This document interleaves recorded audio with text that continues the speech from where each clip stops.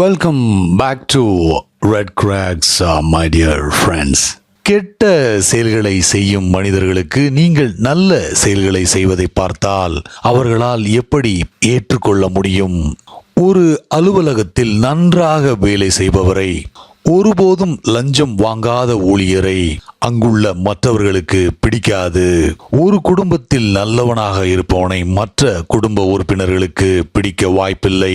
நல்ல அரசியல்வாதியாக ஒருவர் இருப்பதற்கு மற்ற அரசியல்வாதிகள் வாய்ப்பே கொடுக்க மாட்டார்கள். அநியாயங்கள், அக்கிரமங்கள் நிறைந்த இந்த உலகில் நீங்கள் ஒருவர் மட்டும் நியாயமாக நடந்து கொண்டால் மக்கள் உங்களை கேலியும் கிண்டலும் தான் செய்வார்கள்.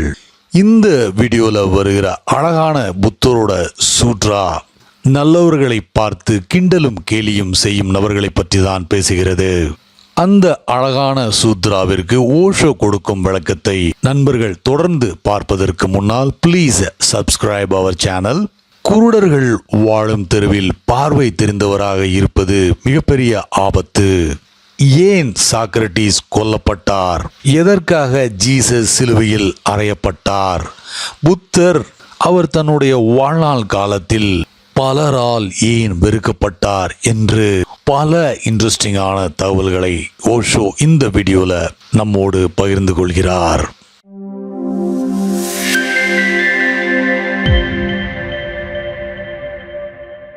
When an evildoer, seeing you practice goodness, comes and maliciously insults you, இந்த சூத்ராவை புரிந்து கொள்ள முயற்சி செய்யுங்கள்.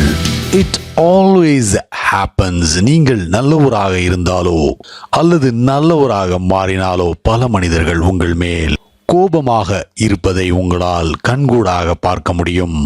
காரணம், உங்களுடைய நல்ல குணம் அவர்களுக்குள் ஒரு குற்ற உணர்வை உருவாக்கும். ஏனென்றால் அவர்கள் அவ்வளவு நல்லவர்கள் இல்லையே. நீங்கள் நல்லவராக இருப்பது ஒரு ஒப்பிட்டு பார்த்தலை உருவாக்குகிறது. மக்களால் ஒரு நல்ல மனிதரை சுலபமாக மன்னித்துவிட முடியாது. அவர்களால் எப்போதுமே ஒரு கெட்டவனை மன்னித்துவிட முடியும். அதனால்தான் பல நூற்றாண்டுகளாக சாக்ரட்டிஸ் மேல், புத்தர் மேல், ஜீசஸ் மேல் கோபமாக இருக்கிறார்கள். Why does it happen? இது எதனால் நடக்கிறது? நீங்கள் இதை அன்றாடம் வாழ்க்கையில் கவனிக்கலாம்.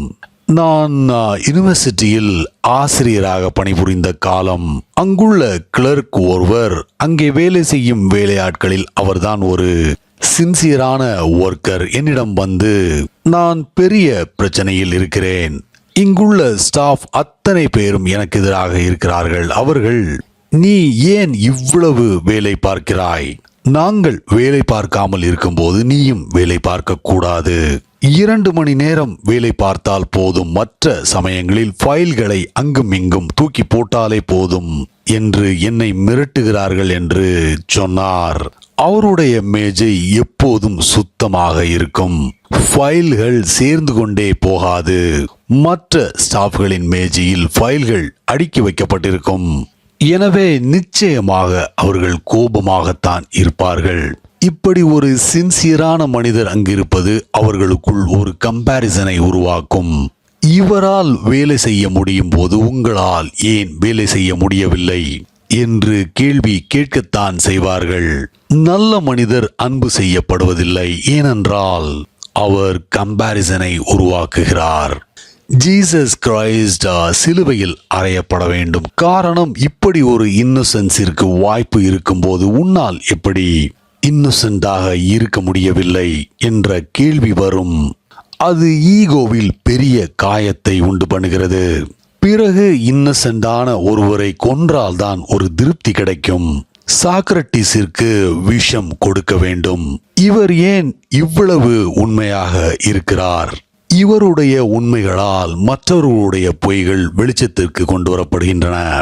இவருடைய ரியாலிட்டி, ஆத்தென்டிசிட்டி மற்றவர்களை போலி என்று நிரூபிக்கிறது. எனவே இந்த மனிதர் ஆபத்தானவர். அதாவது, குருடர்கள் இருக்கும் தெருவில் ஒருவருக்கு மட்டும் கண்கள் தெரிந்தால் எப்படி இருக்கும், அதுபோல்தான் இதுவும். H.G. வெல்ஸ் எழுதிய ஒரு கதையில் சவுத் அமெரிக்காவில் பார்வை இல்லாதவர்கள் வாழும் பள்ளத்தாக்கு ஒன்று இருந்தது. ஒரு முறை அந்த பள்ளத்தாக்கிற்கு பார்வை தெரிந்த ஒரு பயணி வந்து சேர்ந்தார். அங்கு வாழ்ந்து கொண்டிருந்த அத்தனை மனிதர்களும் வந்திருக்கும் பயணியிடம் ஏதோ ஒரு தவறு இருக்கிறது என்று நினைத்தார்கள். இதற்கு முன்னால் இப்படி ஒரு மனிதரை பற்றி அவர்கள் கேள்விப்பட்டதே இல்லை. எனவே அவருக்கு ஆபரேஷன் செய்யலாம் என்று முடிவு செய்தார்கள். நிச்சயமாக பார்வை இல்லாதவர்கள் வாழும் பள்ளத்தாக்கில் உங்களுக்கு கண்கள் தெரிந்தால் உங்களிடம் ஏதோ ஒரு குறைபாடு இருக்கிறது என்றுதான் அர்த்தம். Something is wrong with you. நீங்கள் ஆரோக்கியம் இல்லாத மக்களோடு வாழ்ந்தால் ஆரோக்கியமாக இருப்பது ஆபத்து. மனநலம் பாதிக்கப்பட்டவர்களோடு வாழும்போது நாம் நார்மலான ஆளாக இருப்பது மிகவும் ஆபத்து. ஒரு மனநல காப்பகத்தில் இருந்தால் நீங்கள் மனநலம் பாதிக்கப்படாத நபராக இருந்தால் கூட பாதிக்கப்பட்டிருப்பது போல் நடிக்கவாவது செய்ய வேண்டும். அதர்வைஸ் மனநலம் பாதிக்கப்பட்டவர்கள் உங்களை கொன்று போட வாய்ப்பு இருக்கிறது. Buddha says, when an evildoer seeing you practice goodness comes and maliciously insults you. கெட்ட எண்ணம் பிடித்தவர், கெட்ட செயலில் ஈடுபடுபவர் நீங்கள் நல்லது செய்வதை பார்த்தால் போதும் உங்களை அவமரியாதை செய்வார். He will insult you. அவரால் நீங்கள் தன்னை விட பெட்டரான ஆள் என்பதை ஏற்றுக்கொள்ள முடியாது. தன்னையும் தாண்டி ஒருவர் இருக்க முடியும் என்பதை அவரால் ஜீரணித்துக் கொள்ள முடியாது. உங்களை பழிவாங்கவே துடிப்பார். Buddha says you should patiently endure it. புத்தர் நீங்கள் பொறுமை காக்க வேண்டும் என்று சொல்கிறார். இந்த அவமதிப்புகளால் நிலைகுலையாது இருக்க வேண்டும். டிஸ்டர்ப் ஆகாமல் இருக்க வேண்டும். ஒருவேளை நாம் டிஸ்டர்ப் ஆகும் பட்சத்தில் கெட்ட மனிதர் நம்மை வென்றுவிட்டார் என்றே அர்த்தம். Buddha says just keep quiet, endure it, remain patient and don't feel angry with him. புத்தர் அமைதியாக பொறுமையாக தாங்கிக் கொண்டு அவர் மேல் கோபப்படாமல் இருக்கச் சொல்கிறார். ஏனென்றால் he is insulting his own potentiality. ஜீசஸை சிலுவையில் அறைந்தபோது நம்முடைய இன்னசென்ஸையும் சிலுவையில் அறைந்தோம். நம்முடைய எதிர்காலத்தையே சிலுவையில் அறைந்தோம். நம்முடைய தெய்வீகத்தையே சிலுவையில் அறைந்தோம். அவருக்கு நிகழ்ந்தது நமக்கும் நடக்கலாம். சாக்ரட்டிஸிற்கு விஷம் கொடுத்த போது நமக்கே விஷம் கொடுத்து கொண்டோம்.